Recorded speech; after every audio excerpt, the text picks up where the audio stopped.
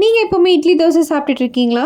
அப்போ உங்கள் மார்னிங் பிரேக்ஃபாஸ்ட்டை இந்த மாதிரி புரோட்டீன் அண்ட் ஃபைபர் ரிச்சாக மாற்றிக்கோங்க. இந்த பேலன்ஸ் பிரேக்ஃபாஸ்ட்டை சேவ் பண்ணி வச்சு ட்ரை பண்ணி பாருங்கள். ராகி களியில் நிறையாவே கால்சியம் இருக்குங்க. அது செய்கிறதுக்கு 1 கப் ராகி ஆட் பண்ணி கூடவே சால்ட் போட்டு தண்ணி ஊற்றி நல்லா மிக்ஸ் பண்ணி விட்டுருங்க.